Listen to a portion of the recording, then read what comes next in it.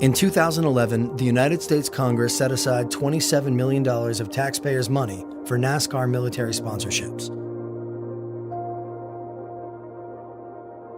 That included $20 million for the National Guard racing team and $7 million for Army racing. That same year, Congress cut $75 million in benefits for homeless veterans. There's nothing inherently wrong with a NASCAR ad. The problem is that we don't realize that every single homeless veteran is a much larger and louder advertisement than what's going on the front hood of that car. Rajiv wrote about the decision in an editorial for Time.com. Rajiv has been a regular contributor to the site, but he's not a journalist by training. His writing career began with a blog that he kept while leading a platoon in Afghanistan. I didn't have internet for a good time while I was out there. I would literally burn these articles onto a disk, and then they would get to my parents. My parents would upload them. By the end of his tour, Rajiv was reaching thousands of readers around the world. One of those readers was an editor for Time. We can spend millions, hundreds of millions of dollars on ads that give our pitch. But at the end of the day, every single individual that's about to enlist in the United States military, they're gonna do their own homework. What was once just a one-dimensional character that was be all you can be, it is now a human being on a Facebook page that can say, listen, I came out and my VA benefits didn't kick in. That three-dimensional narrative is now what people pay attention to when making their decisions on a day-to-day basis. We don't take the institutional speaker box as the message now. Listen, this isn't unique. Corporations, they face this challenge every day.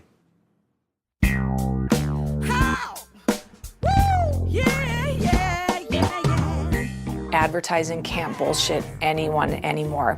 There's too much information out there about brands, about experiences. You can't pull the wool over someone's eyes. Traditional advertising, I think, is finished.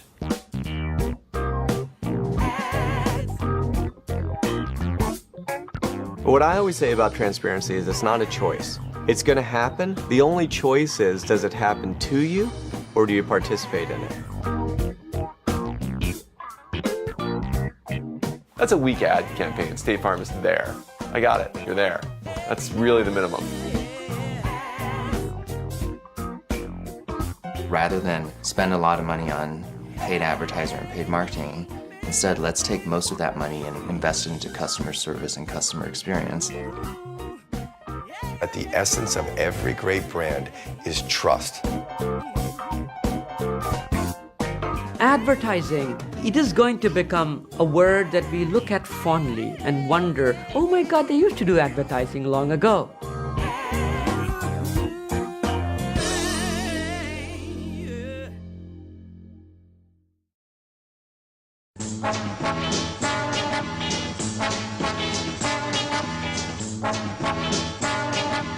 Corporations have grown bigger than countries.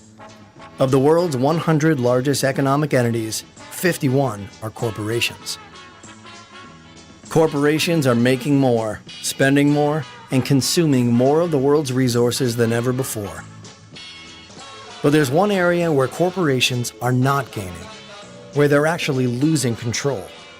This is the last battleground where people, not multinational companies, may have the upper hand. This is advertising.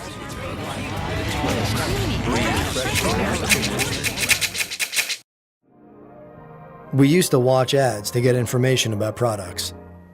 We used to sit through commercial breaks. But most importantly, we used to trust what brands told us. As the years passed, that trust was tested. Winston is the one filter cigarette that delivers flavor 20 times a pack. Winston's got that filter blend. Nose, throat, and accessory organs not adversely affected by smoking Chesterfields. We learned that cigarettes were killing us. We learned that the auto industry put more emphasis on imagery than safety. We discovered child labor in our shoes and lead in our toys.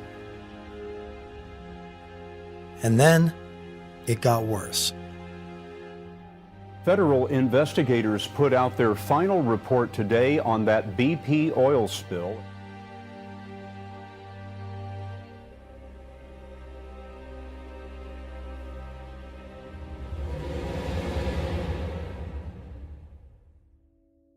Edelman issues this annual trust survey. The trust survey this year, which came out in January, showed the lowest level of trust in U.S. corporations in history. They do not believe companies. They do not believe CEOs. They do not believe advertisements. So I think brands are really naive to think that they have full control of their perception out there today. I think with social media and the speed at which stuff travels today, there's no way to hide it. We've lost our faith in corporate messages. Now, we turn elsewhere to find the truth, and we share what we find. There are 2.5 billion searches conducted on Google every day. There are over 1,000 Facebook and Twitter posts per second. The average teen sends a text message every 20 minutes he's awake. Meanwhile, there is more video uploaded to YouTube in a month than the major TV networks broadcast in the last 60 years. $74 million cut from homeless veteran benefits. With the help of social media, consumers aren't just exposing unethical behavior. They're exposing the quality of the products they buy.